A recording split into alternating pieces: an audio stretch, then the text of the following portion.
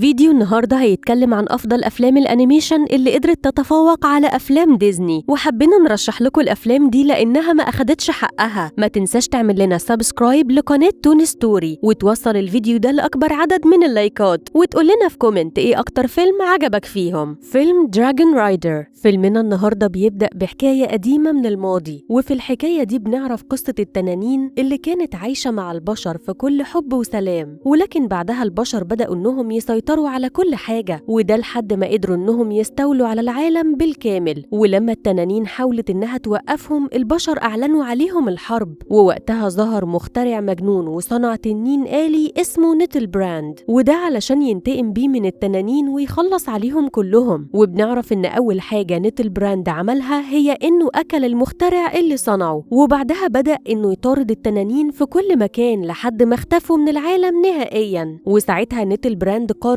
إنه يرجع يعيش في القلعة اللي اتصنع فيها، وده على أمل إن هيجي اليوم اللي التنانين هتظهر فيه من تاني. ومن بعد اللي حصل ده بتعدي أيام كتير، والبشر بيتطوروا أكتر وبيكونوا نسيوا إن التنانين كانت عايشة معاهم. وفي مكان بعيد بنشوف تنين فضي اسمه فاير دريك، وكمان بنشوف معاه صديقته اللي اسمها سورل، وبنلاحظ إنهم بيتسللوا بالراحة علشان يسمعوا باقي التنانين وهي بتتكلم عن البشر. وفي الوقت ده بنشوف زعيم التنانين وهو بيحذرهم من استخدام النار، وبيعرفهم إن ده مش مسموح بيه إلا في حالة الخطر، وبيفكرهم إنهم ما ينفعش يطيروا علشان البشر ما يعرفوش مكانهم. وفجأة فاير دريك بيقع من على حافة الجبل وبيعتذر لزعيم التنانين اللي بنعرف إنه يبقى والده، وبيشتكي له إنه مش لاقي أي حاجة يعملها، وبيشرح له إن حياتهم بقت مملة جدا، وبيعرفه إنه عاوز يكون تنين مفيد وفعال، وإنه نفسه يكون زي التنانين اللي في القصص اللي بيحكيها لهم التنين الحكيم. فبيرد عليه والده وبيقول له إن الحكايات دي مجرد قصص خيالية، وبيأمره إنه ما يخرجش من الوادي نهائيا. فبيحزن فاير دريك وبيمشي وهو متضايق من كلام والده، وبعد شوية بيروح يقابل التنين الحكيم اللي اسمه سليت بيرد، اللي بيفضل يحكي له عن مكان اسمه جنة التنانين، وبيقول له إن ده هو المكان الوحيد اللي ممكن التنانين تعيش فيه بسلام، وده لأنه بعيد جدا عن البشر الأشرار. وبيفهمه إن جنة التنانين دي موجود فيها زهور القمر اللي هو بيتمنى يشوفها. فبيتحمس فاير دريك من اللي هو سمعه وبيسأله عن مكانها، فبيقول له سليت بيرد إنها موجودة في سلسلة جبال بعيدة جدا، وبيعرفوا إن الجبال دي أكيد موجودة في الجانب التاني من العالم. وبعد شوية فاير دريك بيروح لسورل وبيحكي لها عن جنة التنانين، وبيقول لها إن ده هو أنسب مكان يقدروا يعيشوا فيه بسلام وحرية. وساعتها سورل بتتمنى إن المكان ده يكون موجود فعلا، وده علشان تروح تعيش فيه هي وعيلتها. وأثناء ما هم بيتكلموا بيسمعوا صوت انفجار كبير، ولما بيروحوا ناحية مصدر الصوت ده بيتصدموا جدا، وده لأنهم بيشوفوا إن البشر بيقربوا من الوادي بتاعهم. وبعدها الخبر بينتشر وكل التنانين بتعرف الموضوع ده، وبيكونوا خايفين من إن البشر يعرفوا إنهم لسه موجودين. ووقتها سليت بيرد بيحاول إنه يهديهم وبيقول لهم إن زمان البشر والتنانين كانوا بيطيروا مع بعض، ولكن للأسف مفيش أي حد بيصدقه وبيفضلوا يتريقوا عليه. وكمان واحد من التنانين بيكون شايف إنهم لازم يحاربوا البشر، وده علشان يوروهم قد إيه هم أقوياء. ولكن زعيم التنانين بيرفض الفكرة وبيعرفوا إنهم مخلوقات طيبة، وبيقرر إنهم يستخبوا كلهم في كهف معين لحد ما البشر يمشوا من هنا. وفي الوقت ده فاير دريك بيقترح على سورل إنهم يروحوا يدوروا على جنة التنانين، ولكن للأسف سورل بترفض وبتقوله إن مفيش حد منهم خرج من الوادي قبل كده، وبتسيبه وبتمشي علشان ترجع للبيت بتاعها، واللي بمجرد ما بتوصل بتلاقي إن كل أفراد عيلتها مرعوبين جدا، وده لأن البشر سيطروا على العالم بالكامل. وبالليل بنشوف كل التنانين وهم نايمين ما عدا فاير دريك اللي بيتسلل بالراحة لحد ما بيخرج من الكهف. ووقتها بنعرف إنه قرر يروح يدور على جنة التنانين لوحده، ولكن فجأة سورل بتيجي وبتركب على ظهره وبتعرفه إنها هتروح معاه. فبيتحمس فاير دريك وبيفرد أجنحته وبينطلق وبيطير، وبيبان عليه إنه فرحان جدا لأن دي هي أول مرة يطير فيها. وبعد شوية فاير دريك وسورل بينبهروا لما بيشوفوا إنهم وصلوا لمدينة البشر، وهناك سورل بتقول لفاير دريك إن في عرافة اسمها الإنترنت موجودة في المدينة، وإنها ممكن تعرفهم إزاي هيروحوا لجنة التنانين. وفعلا هما الاتنين بيقرروا إنهم يروحوا لهناك. وفي مدينة البشر بنشوف ولد صغير اسمه بن وهو بيسرق محل الذهب، وساعتها صاحب المحل بيشوفه وبيجري وراه وبيطارده، فبيجري بن علشان بيهرب وبيروح يستخبى وسط مجموعة من الناس اللي بيكونوا متجمعين في افتتاح فيلم كيف تراود تنينك. ومن ناحية تانية صاحب المحل بيبلغ الشرطة اللي بتجري ورا بن وبتطارده، وساعتها بن بيلبس ملابس ممثلين الفيلم وبيهرب. وفي الوقت ده فاير دريك وسورل بيكونوا وصلوا للمينا، وهناك سورل بتعرف فاير دريك إنها هتروح تدور على الإنترنت، وبتطلب منه إنه يستخبى في المستودع على ما هي ترجع، وبتسيبه وبتمشي. وفعلا فاير دريك بيدخل يستخبى في المستودع علشان محدش يشوفه، وهناك بيستغرب لما بيلاقي سرير على الأرض وبيفهم إن في حد عايش هنا. وبالصدفة بيشوف إعلان الفيلم وبيفهم إن البشر والتنانين كانوا أصدقاء. وبعد شوية بن بيوصل لنفس المستودع وبيضحك لما بيشوف فاير دريك، وبيفضل يتفحصه باستغراب، وبيكون فاهم إنه مجرد زي تنكري، ولكنه بمجرد ما بيعرف إنه تنين حقيقي بيخاف وبيترعب جدا. وساعتها فاير دريك بيبص على إعلان الفيلم وبيسأله إذا كان هو نفس الشخص اللي في الإعلان، فبيكذب بن وبيقوله إنه هو فعلا نفس الشخص وإنه مراود تنانين من زمان. فبيتحمس فاير دريك وبيطلب منه إنه يساعدهم ويوصلهم لجنة التنانين. وفجأة سورل بتوصل للمستودع وبتتصدم لما بتشوف بن، ولكن فاير دريك بيهديها وبيقول لها إنه مراود تنانين وإنه هيساعدهم علشان يوصلوا لجنة التنانين. ولكن وقتها سورل بتحذره وبتقوله إن كل البشر أشرار وإن أكيد الولد ده هيخدعهم. وبمجرد ما بن بيشوف إن الشرطة وصلت للمكان بيقرر إنه يروح معاهم، واللي قبل ما يمشي بياخد ورقة جرايد من على الأرض وبيركب على ظهر فاير دريك اللي بياخده وبيطير وبيهرب من المكان. وأثناء ما هم طايرين بنلاحظ إن سورل متضايقة من وجود بن، وبتكون متأكدة إنه بيستغلهم مش أكتر. ولما بن بيعرف إنهم رايحين لمكان بعيد بيطلب من فاير دريك إنه ينزله، وبيفهمهم إنهم اختاروا الشخص الغلط. وفعلا فاير دريك بينزل على الأرض وبينزل بن اللي بيسيبهم وبيمشي. وفي الوقت ده فاير دريك وسورل بيسمعوا صوت غريب، وفجأة بيوصلوا 3 أقزام للمكان وبينبهروا لما بيشوفوا فاير دريك، وده لأنهم أول مرة يشوفوا تنين لونه فضي. وساعتها واحد من الأقزام دول بيسيبهم وبيجري بسرعة، ووقتها بن بيكون مراقب كل اللي بيحصل من بعيد. أما فاير دريك فبيبدأ إنه يتكلم مع الأقزام وبيعرفهم إنهم بيدوروا على جنة التنانين. فبيفهموا الأقزام إن في أسطورة بتقول إن اليوم اللي هيتعرف فيه مكان جنة التنانين الفضة هتكون أغلى من الذهب. فبيستغرب فاير دريك وبيسألهم إذا كانوا يعرفوا مكان جنة التنانين، وساعتها الأقزام بينصحوه إنه يتبع شروق الشمس وبيسيبوه وبيمشوا. وفي الوقت ده بن بيكون سامعهم وهم بيتكلموا عن الذهب، وعلشان كده بيقرر إنه يروح معاهم، وبيرجع يقول لهم إنه مستحيل يتخلى عنهم، وبيوعدهم إنه مش هيسيبهم إلا لما يوصلوا للمكان اللي هم عاوزينه. فبتتعصب سورل وبتقوله إنه بيستغلهم مش أكتر، وبيفضلوا هما الاتنين يتخانقوا مع بعض. ومن ناحية تانية فاير دريك بيحس بالخوف والقلق، وده لما بيشوف قلعة شكلها مرعب ومخيف جدا، وبيكون مستغرب من سبب وجودها في المكان ده. وفي القلعة دي بنشوف التنين الآلي نيتلبراند اللي بيكون باين عليه إنه حاسس بالملل. وفجأة بيجي المساعد بتاعه اللي اسمه تويجليج وبيقترح عليه إنه يجرب الإنترنت لأنه مسلي جدا. ولكن فجأة بيوصل القزم اللي جري من زمايله وبيقول لنيتلبراند إنه شاف تنين فضي على الجبل. فبيفرح نيتلبراند وبيتحمس لأنه كان مستني اللحظة دي، وبيطلب من القزم إنه يوريله مكانه وبينطلق بسرعة. وفي الوقت ده فاير دريك بيحس إن في حاجة بتقرب منهم، وبيروح لبن وسورل وبياخدهم وبيطير بسرعة. وفجأة نيتلبراند بيوصل لنفس المكان وبيشوف فاير دريك واللي معاه وهم بيهربوا، وبيتعصب جدا لأنه ما عندوش أجنحة يطير بيها، وبيطلب من تويجليج إنه ياخد الغراب ويروح وراهم ويبقى يعرفوا مكانهم. وفي الوقت ده التنانين والزعيم بتاعهم بيكونوا متضايقين جدا، وده لأن فاير دريك وسورل مش موجودين في الوادي. وبنرجع من تاني لفاير دريك واللي معاه وهم طايرين وبيحاولوا إنهم يتبعوا شروق الشمس علشان يوصلوا لجنة التنانين. وأثناء ما هم طايرين بتقابلهم عاصفة رملية، وما بيكونش فاير دريك قادر إنه يطير وسط الرمال، وبسبب العاصفة دي فاير دريك بيفقد الوعي وبيقع في الصحراء. وبعد ما العاصفة بتنتهي بن وسورل بيفوقوا وبينبهروا لما بيلاقوا إنهم موجودين في مكان أثري، وبيدخلوا للمكان ده علشان يدوروا على فاير دريك. وفعلا بيلاقوه هناك وبيكتشفوا إنه لسه فاقد الوعي. وفجأة بيظهر طائر متوحش وبيقرب منهم، فبيستخبوا هما الاتنين بسرعة علشان ما يشوفهمش. وبعدها بن بيقدر إنه يفوق فاير دريك وبيطلب منه إنه يهاجم الطائر ده بالنار، ولكن للأسف فاير دريك ما بيقدرش إنه يخرج نار نهائيا. فبيبدأ الطائر إنه يجري وراهم وبيمسك بن وبيرميه على الأرض، واللي قبل ما يقتله سورل بتهاجمه وبتشتته، وساعتها الطائر بيرميها هي كمان على الأرض وبيحاصرهم كلهم وبينقض عليهم. ولكن فجأة بيظهر مستكشف غريب وبيدافع عنهم، وبيثبت الطائر في مكانه باستخدام المراية بتاعته، وبيطمن فاير دريك واللي معاه وبيشرح لهم إن الطائر ده بقى فاقد الوعي وإنه هيرجع لطبيعته في خلال أسبوع. وبيكون المستكشف منبهر جدا لأنه أول مرة يشوف تنين فضي. ولكن وقتها بين بيتريق على فاير دريك وبيقوله إنه ما بيخرجش نار، وبكده هو ما يعتبرش تنين حقيقي. فبيحزن فاير دريك من كلام بين وبيسيبهم وبيمشي، فبيروحوا كلهم وراه علشان يعتذروا له. وفي الوقت ده بنشوف تويج ليج وهو بيراقبهم من بعيد، وبالصدفة بين بيوصل لمكان فاير دريك وبيروح يقعد جنبه وبيعتذر له وبيسأله هو ازاي ما بيخرجش نار. فبيقول له فاير دريك إن كل التنانين اتريقت عليه بسبب الموضوع ده، وبيكون شايف نفسه مجرد تنين مزيف. وبيطلب من بين إنه يديله فرصة تانية ويساعدهم علشان يوصلوا لجنة التنانين، وده لأنه هو المكان الوحيد اللي ممكن يعيشوا فيه بسلام. وفي الوقت ده سورل بتوصل لهم هي والمستكشف اللي بيطلب منهم ييجوا معاه للمخيم بتاعه، وفعلا بينطلقوا كلهم. وبنلاحظ إن تويج ليج لسه ماشي وراهم. وبالليل بيقعدوا كلهم في المخيم، وبيبدأ المستكشف يتكلم معاهم وبيعرفهم إنه بيعمل محمية هو وعيلته للكائنات المميزة والنادرة، وبيسألهم عن المكان اللي هم عاوزين يروحوه. فبيعرفوه إنهم بيدوروا على جنة التنانين. فبيقول لهم المستكشف إنه يعرف شخص ممكن يدلهم على مكانها، وإن الشخص ده هو الجني السحري، وبيوريهم مكانه على الخريطة، وبيفهمهم إن الطريق لهناك مليان بالمخاطر، وبيحذرهم من أفعى البحر والعملاق الضخم وكمان الطائر الحجري اللي في الجبال. وفي الوقت ده تويج ليج بيكون لسه مستخبي وبيسمعهم وهم بيتكلموا. وبعدها المستكشف بيطلب من فاير دريك واللي معاه إنهم يناموا، وده لأنه قدامهم رحلة طويلة بكرة. وبالصدفة المستكشف بيشوف ورقة الجرايد اللي كانت مع بن، وبيتأثر لما بيعرف إن والده ووالدته ماتوا في حادثة وإنه من وقتها وهو وحيد. ومن ناحية تانية تويج ليج بيتصل بنيتل براند وبيعرفوا إن فاير دريك واللي معاه متجهين للجني السحري، وده علشان يعرفوا مكان جنة التنانين. فبيتصدم نيتل براند وبيقوله إن الجني السحري ممكن يموتهم، وبيطلب منه إنه يفضل معاهم وبينهي المكالمة. وبعدها نيتل براند بياخد القزم وبيوريله الغواصة الخارقة اللي هتنقلهم لأي مكان هم عاوزينه. وفعلا هما الاتنين بيجهزوا نفسهم وبيركبوا فيها وبينطلقوا. وفي تاني يوم المستكشف بيطلب من بن إنه يساعده في نقل الطائر، وبيعرفوا إنه هياخده معاه للمحمية، وبيديله ورقة الجرايد وبيقوله إنه محتاج حد يساعده في المحمية، وبيطلب منه إنه ينضم له لو سمحت له الفرصة. وفي الوقت ده تويج ليج بيجري وبيدخل في شنطة بن من غير ما حد يشوفه. وبعدها فاير دريك واللي معاه بيودعوا المستكشف وبينطلقوا وبيكملوا رحلتهم. وفي الطريق بيقابلوا العملاق الضخم اللي ما بيعرفش يوصل لهم، وكمان أفعى البحر اللي بتحاول تاكلهم ولكنهم بيهربوا منها وبيكملوا رحلتهم. وبيعدوا على أماكن كتير وبيواجهوا مخاطر أكتر، وبعد شوية بيقرروا إنهم يفضلوا في مكانهم لحد ما يرتاحوا. ولكن فجأة بيجي طائر عملاق وبيخطف سورل، فبينطلق فاير دريك وراه علشان ينقذها وبيطير بأقصى سرعة، وده لحد ما بيوصل للعش بتاعه. وهناك عين فاير دريك بتنور وبيهاجم الطائر بنار لونها أزرق، وساعتها الطائر بيخاف جدا وبيسيب سورل وبيهرب. فبيطير فاير دريك بسرعة شديدة وبيقدر إنه ينقذ سورل على آخر لحظة. ووقتها بين وسورل بيكونوا منبهرين جدا من اللي حصل. وبعد شوية بيوصلوا كلهم لمكان الجن السحري وبيدوروا عليه. وهناك بين بيستغرب لما بيشوف عربية قديمة واللي بمجرد ما بيلمسها بتحصل حاجة غريبة، وبيظهر الجن السحري اللي بيكون شكله عملاق جدا وبيعرفهم إنه هيجاوبهم على أي سؤال يسألوه، ولكنهم لو سألوه سؤال اتسألوا قبل كده هو هيقتلهم بأشعة الليزر اللي بتخرج من عينيه. وساعتها بين بتجيله فكرة وبيسألوا عن المكان اللي جنة التنانين مش موجودة فيه. فبيستغرب الجن السحري من السؤال وبيقوله إنها مش موجودة في كل مكان ما عدا مكان واحد. وبيطير بين وبيخليه يقرب منه علشان يبص في عينيه، وبيعرفه المكان اللي جنة التنانين موجودة فيه وبيسيبه يقع على الأرض. وبمجرد ما سورل بتسأله إزاي هيقدروا يخرجوا من هنا، الجن السحري بيتعصب جدا وبيقول لها إنه اتسأل السؤال ده قبل كده، وبيبدأ إنه يهاجمهم بأشعة الليزر. ولما فاير دريك بيحاول إنه يهاجمه بالنار ما بيكونش قادر إنه يعمل كده. وقبل ما الجن السحري يقتله نيتل براند بيتدخل وبيضربه، ووقتها الجن السحري بيتعصب أكتر وبيهاجمه بأشعة الليزر. ولكن نيتل براند ما بيتأثرش وبيفضل يهاجمه بمنتهى العنف. أما فاير دريك فبيستخدم فبيستغل الفرصة وبياخد سيرل وبيجري بسرعة وبينقذ بن اللي بيكون فاقد تركيزه وبيهربوا من المكان. وبنروح بعدها للتنانين اللي بيفضلوا يدوروا على فاير دريك وسيرل، ووقتها واحد من التنانين بيقول للزعيم إن البشر أكيد هم اللي خطفوهم وبيقترح عليه إنهم يحاربوا البشر. وفعلا الزعيم بيقتنع بكلامه وبيطلب من التنانين إنها تستعد. ومن ناحية تانية فاير دريك واللي معاه بيكملوا طريقهم لحد ما بيوصلوا للهند، وهناك البشر بيستقبلوهم وبيرحبوا بيهم. وبتيجي الحكيمة وبتنبهر لما بتشوفهم وبتاخدهم للمعبد وبتسألهم عن سبب وجودهم هنا. فبيعرفها فاير دريك إنهم بيدوروا على جنة التنانين، فبتقوله الحكيمة إن مفيش حد يعرف مكانها، وده لأنها محمية بسحر قوي جدا. وبتوري لهم صورة للشخص الوحيد اللي قدر يوصل لجنة التنانين، وبتحكي لهم إن نيتل براند طارد الشخص ده لحد لما وصل لجنة التنانين وسرق المفتاح. وبتفهمهم إن في أسطورة بتقول إن اليوم اللي هيتعرف فيه مكان جنة التنانين الفضة هتكون أغلى من الذهب. ولما بين بيجي يفتح الشنطة بتاعته تويجليج بيجري بسرعة علشان يهرب، ولكن سورل بتطارده وبتمسكه وبتسأله هو مين. فبيبدأ تويجليج إنه يحكي لهم على كل حاجة وبيعرفهم إن هو شغال مع نيتل براند، وبيترجاهم إنهم ما يقتلوهوش وبيوعدهم إنه هيساعدهم. وبالصدفة موبايل تويجليج بيرن وبيكون المتصل هو نيتل براند، وساعتها تويجليج بيتفق معاهم إنه مش هيعرفوا مكانهم، وده بمقابل إنهم ما يقتلوهوش ويسيبوه يعيش. وبعدها تويجليج بيرد على اتصال نيتل براند وبيعرفوا إن فاير دريك واللي معاه متجهين للقطب الشمالي، ولكن فجأة الموبايل بيقع منه بالغلط. ووقتها نيتل براند بيشوف كل اللي موجودين وبيعرف إن تويجليج كان بيخدعه وإنهم موجودين في الهند. وساعتها فاير دريك بيسأل بن عن المكان اللي شافه في عيون الجن السحري، ولكن بن ما بيكونش فاكر أي حاجة. فبتبدأ الحكيمة تعمل له طقوس غريبة وبتخليه يفتكر المكان اللي بيكون موجود في سلسلة جبال الهيمالايا. فبيستعد فاير دريك واللي معاه وبياخدوا تويجليج وبينطلقوا علشان يروحوا لهناك، وبيفضلوا كلهم طايرين لحد ما بيوصلوا لقمة جبل معين. وهناك بن بيبدأ إنه يدلهم على الطريق. ومن ناحية تانية بنشوف نيتل براند اللي بيخرج من الغواصة وبيتجه لنفس قمة الجبل. وفي الوقت ده فاير دريك واللي معاه بيدخلوا في فتحة جوه الجبل، وبيفضل بن يشاور لهم على المكان اللي هيمشوا منه. ولكن فجأة بيظهر نيتل براند وبيجري وراهم وبيطاردهم، فبيطير فاير دريك بأقصى سرعة علشان يهرب منه. وعلى آخر لحظة بيقدر إنه يخرج من الجبل، وساعتها نيتل براند بيخرج وراه وبيخلي الجليد ينهار، وبيحاول إنه ينقض عليه ولكنه ما بيقدرش يوصل له وبيقع. وبيكمل فاير دريك واللي معاه طريقهم لحد ما بيوصلوا لمدخل معين، وبيكونوا فرحانين جدا لأنهم بكده وصلوا لجنة التنانين. ولكنهم لما بيفتحوا الباب بيستغربوا لما بيلاقوا إنه مكان مهجور، وبيسألوا بن على الطريق اللي هيمشوا فيه. فبيصدمهم بن وبيقول لهم إن المكان ده هو جنة التنانين، لأنه نفس المكان اللي الجن السحري ورهوله. وساعتها فاير دريك وسورل بيتضايقوا وبيحزنوا جدا، وده لأنهم ضحوا بحياتهم علشان يوصلوا للمكان ده. وساعتها بن بيقول لهم إن جنة التنانين مجرد قصة خيالية قديمة، وبيطلب منهم يمشوا من هنا وبيسيبهم وبيخرج. وبيبان عليه إنه متضايق جدا من اللي حصل. وبنرجع تاني لنيتل براند وبنشوفه وهو بيخرج من تحت الجليد، وبيظهر إن الصدى اللي عليه داب وإنه اتحول لذهب. وبمجرد ما بن بيسمع صوته بيستخبى بسرعة، ولما نيتل براند بيمشي علشان يروح لفاير دريك بيقع منه قطعة ذهب، ولما بن بيروح ياخدها بيفتكر الأسطورة. وبنرجع من تاني لفاير دريك وسورل اللي بيكونوا لسه متضايقين، وده لأن جنة التنانين مش موجودة. وفجأة بيوصل نيتل براند وبيحرك حجر وبيولع نار حواليهم، وساعتها فاير دريك ما بيكونش خايف منه وبينقض عليه. وفي الوقت ده نيتل براند بيهاجموا بمنتهى العنف وبيخبطوا في الجدار، فبيجري فاير دريك بسرعة علشان يهرب منه، ولكن نيتل براند بيفضل يطارده في كل مكان. وفجأة بن بيوصل للمكان وبيفكر فاير دريك بالأسطورة اللي بتقول إن الفضة هتكون أغلى من الذهب، وبيشجعه وبيأكد له إنه هيقدر يهزم نيتل براند. وفجأة نيتل براند بينقض على فاير دريك وبيمسكه، فبتتدخل سورل علشان تساعده، ولكن نيتل براند بيضربها وكمان بيمسك بن اللي بيفضل يشجع فاير دريك وبيقول له إنه أقوى مما يتخيل. وبالرغم من كده نيتل براند بيفضل يتريق عليه وبيسخر من فاير دريك لأنه ما بيخرجش نار. وقبل ما نيتل براند ياكل بن وقتها فاير دريك بيتعصب جدا، وبتبدأ عينيه تنور وبيهاجم نيتل براند بالنار الزرقاء وبيحرر بن. وبيفضل فاير دريك يهاجمه بالنار من كل مكان لحد ما بينصهر بالكامل وبيحوله لسائل. وساعتها كل اللي موجودين بينبهروا من من اللي حصل، وبيخاف القزم وبيهرب من المكان بسرعة. وفي الوقت ده سورل بتشوف مفتاح وسط الذهب المنصهر وبتروح تاخده وبتحطه في المكان المخصص ليه، وساعتها تمثال التنين بيتحرك وبيفتح لهم مدخل سري. ولما بيدخلوا من المدخل ده بيكتشفوا انهم وصلوا لجنة التنانين اللي بتكون شكلها جميل ومبهر جدا، وبيتفاجئوا لما بيلاقوا ان في تنانين كتير عايشة فيها، وبينبهروا اكتر لما بيشوفوا ظهور القمر. وفي الوقت ده بين بيقول لفاير دريك انه وفى بوعده، وبيعرفوا انه هيروح يعيش مع المستكشف وعيلته وينسى الماضي، وكمان هياخد تويجلج معاه علشان يساعده. فبياخدوا فاير دريك وبينطلق علشان يوصله، وبعدها بيقرر انه يروح للوادي اللي كان عايش فيه علشان يجيب باقي التنانين. وفي الوقت ده التنانين بتكون قررت انها تحارب البشر، وبيخرجوا نار كتير وبيستعدوا للحرب. ولكن فجأة فاير دريك بيوصل وبيوقفهم وبيطمنهم وبيوري لهم زهرة القمر، وبيثبت لهم ان جنة التنانين موجودة فعلا، وبيفهمهم ان مش كل البشر اشرار، وبيطلب منهم يجوا معاه وهو هيحكي لهم كل حاجة في الطريق. وفعلا بينطلقوا كلهم علشان يروحوا يعيشوا في جنة التنانين. وفي الوقت ده البشر بينبهروا جدا لما بيشوفوهم وهم طايرين. واخيرا بين بينسى الماضي وبيعيش حياة سعيدة مع المستكشف وعيلته، بعد ما فاير دريك خاض مغامرة خطيرة علشان ينقذ التنانين، وقدر انه يحقق حلمه اللي كان دايما